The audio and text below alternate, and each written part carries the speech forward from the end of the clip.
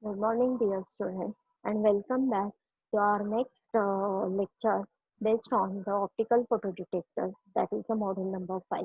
So, if you'd be remembering, in the first two lectures, we have covered the optical detectors, their types, their working, and some of the figures of merits. And today, we will continue with the next part of this particular module, and that is basically about the optical receiver system.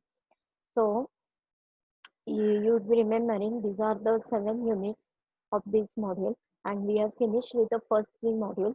And in today's lecture, particularly, I'll be considering the optical receiver working, its detection type, and the structures.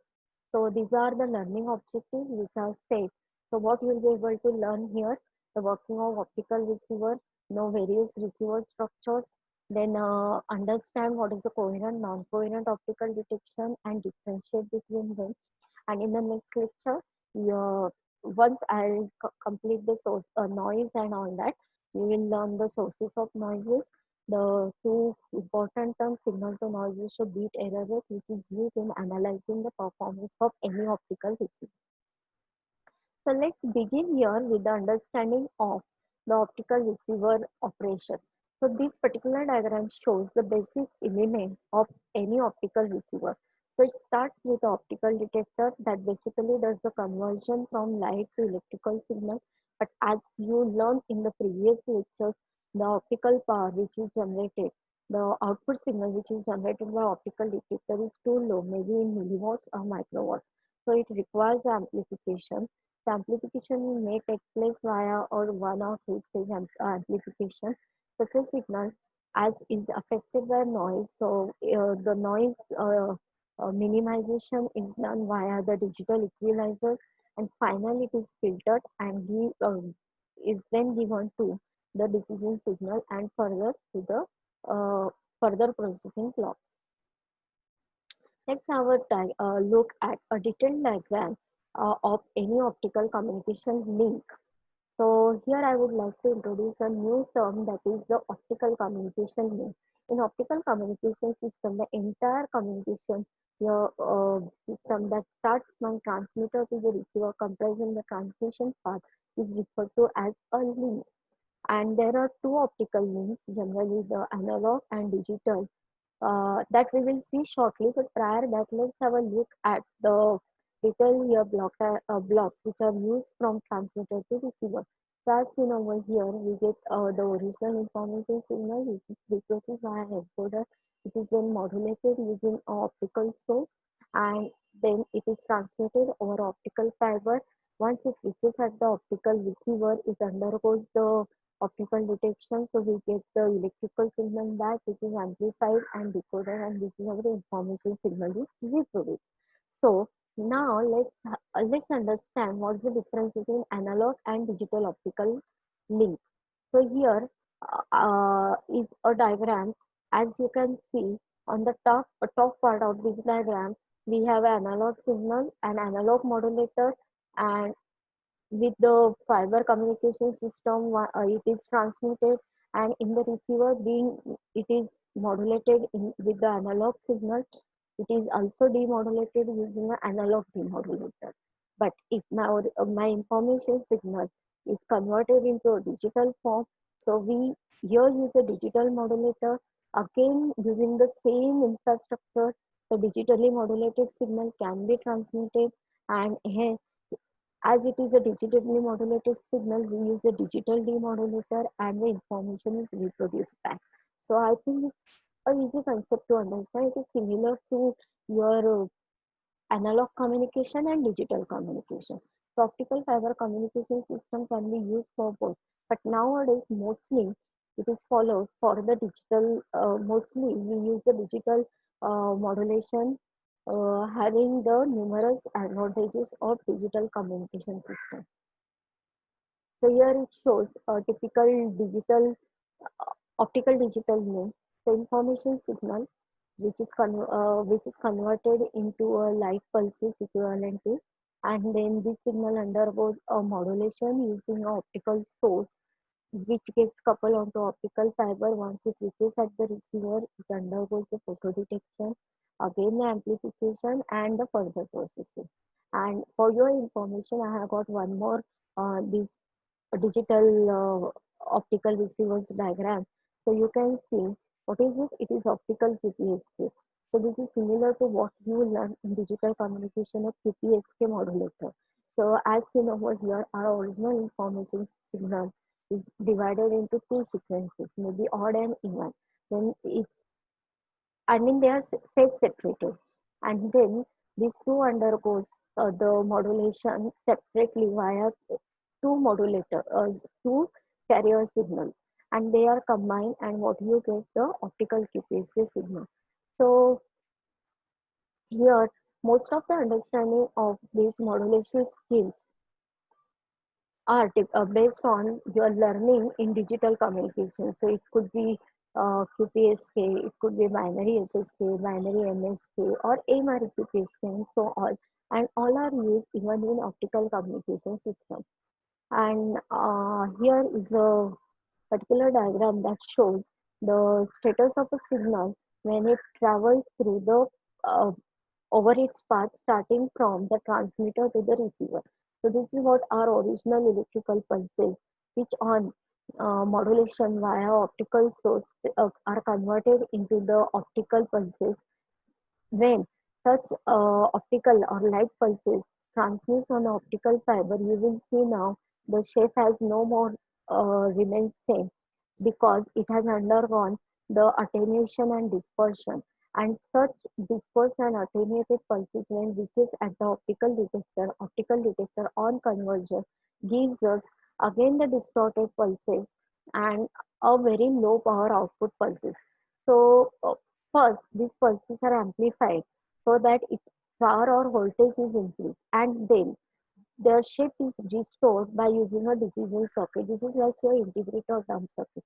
Now you can see this signal is more or less similar to this signal.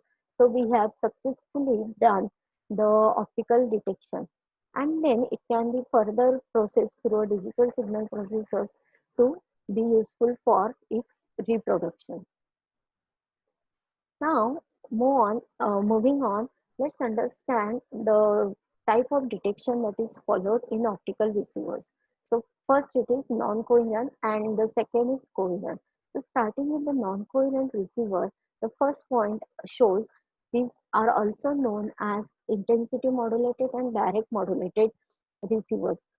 Before you understand the entire explanation of the working of this, let me show you using this block diagram how it happens. So you will see over here, this is our received signal and it is directly given to the optical detector, and optical detector then reproduce its output signal depending on how much is the intensity or power in the incoming signal, and then this signal is further processed. So mainly here you have to concentrate on how optical detection reproduces the signal based on the incoming signal. Let me show you the coherent block diagram.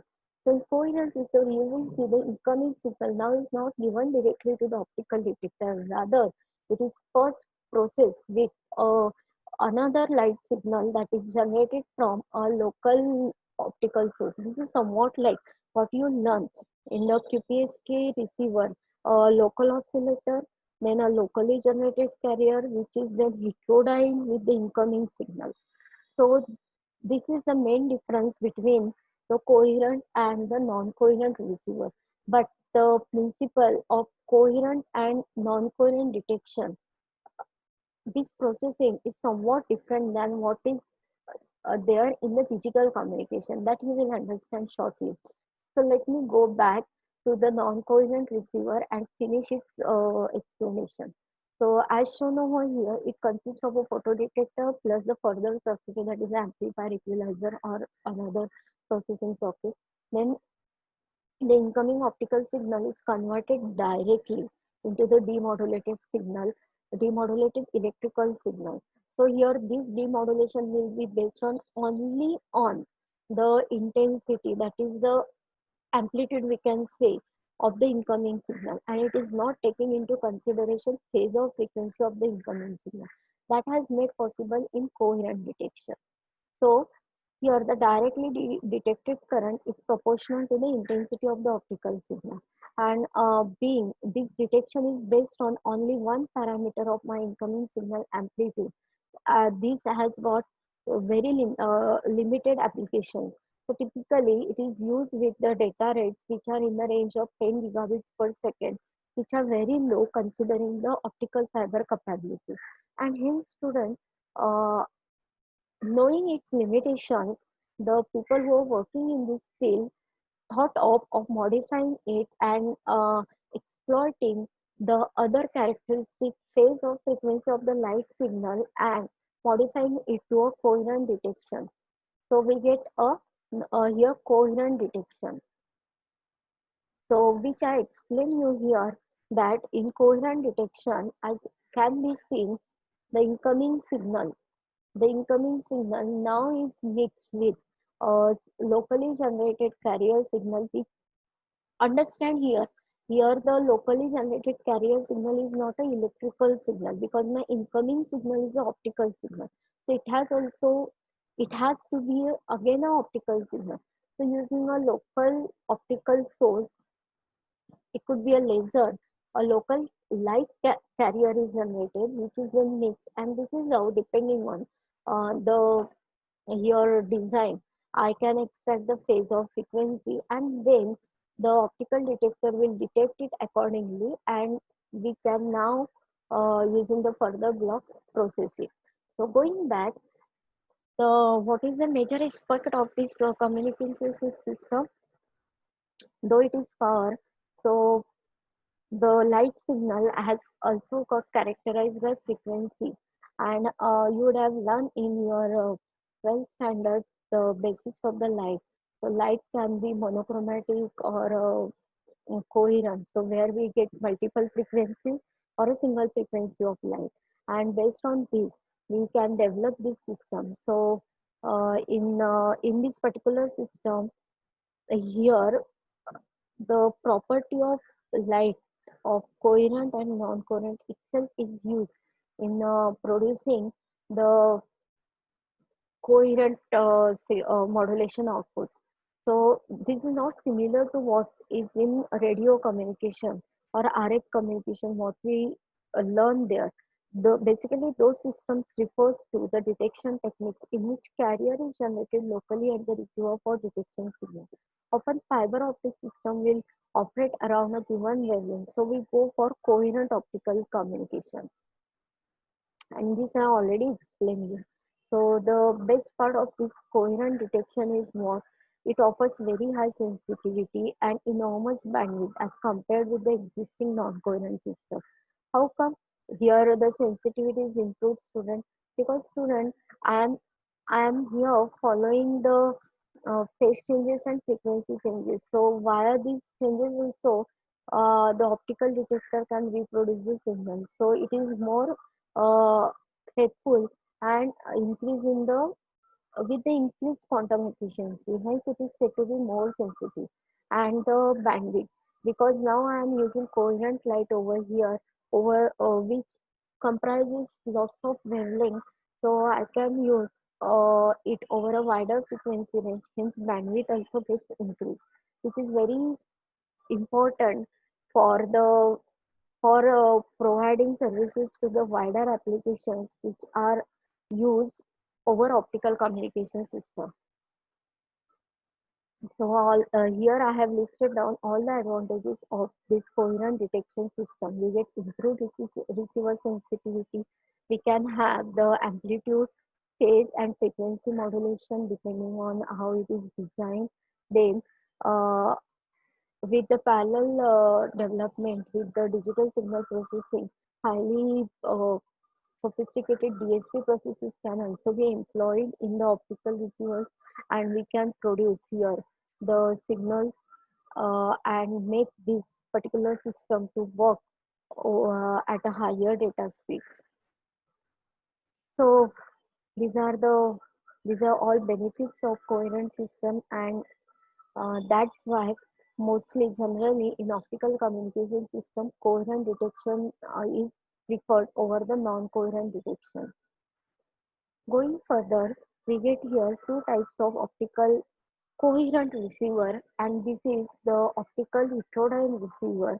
So as seen over here, the incoming signal is is again heterodyne with a signal that is generated from a local oscillator. But you will see the local oscillator is not extracting any information or is not synchronized with the incoming signal. Let me explain you with the diagram of the second receiver, that is the homodyne, so it will be better understood. So you can see in the homodyne receiver, the local oscillator is also in synchronization with the incoming signal. So what does it do? It is phase synchronized with the incoming signal. Then it generates its local carrier signal, and this input signal is further combined with it, heterodyned with it, and passed to the optical detection. So this is the basic difference between two.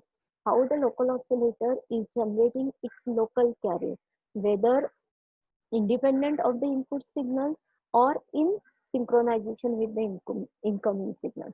So as seen in this particular processing, as it's not dependent on incoming signal no more, the frequency of the locally generated signal the same as the incoming signal. These are different, so these are hetero frequencies. So this particular process or this particular detection process they have named as heterodyne receiver. And as here the local oscillator is in synchronization with the incoming signal, we can have the frequency of this locally generated signal equal to the incoming signal, and as they are same, it is named as homodyne receiver. So depending on your applications and all conditions, either of these can be employed in the optical receiver system. So I hope you understood the difference between an optical homodyne receiver and an optical heterodyne receiver. And let's have the last slide of the lecture, and it's the difference between the coherent and non-coherent detection. So as I explained you, in coherent detection, the optical signal is directly converted into demodulated electrical pulses. But here, it is first added with a locally generated wave, and then it is detected. So in coherent detection system, the phase and frequency, or in the communication system, it is also considered polarization is completely ignored. But here, it can track the changes in the phase of the incoming signal. So here, sensitivity is not that much high. Here we get the improved sensitivity and over a larger spectral range. The repeater spacing is also short in this case, and here increase repeater spacing so that I will require less number of repeaters, less cost, and all. This is how the effectiveness of the coherent detection is better than the short this non-coherent system. Here the transmission rates are low as compared to this non-coherent detection. Easy to implement, difficult to implement. Short distance transmission, long distance transmission. Let me correct here on one point. Here, by mistake, the titles are written in the opposite columns. Please correct yourself. This side it is the non-coherent detection, and right side is the coherent detection. Everyone, please uh, note down this change. And this is all about the differences between these two detection systems. So let's stop here, and in the next lecture I will cover the types of the noises, then the bit error rate, and how it is used in analyzing the optical receiver performance. So let's stop over here and see you in the next lecture. Bye.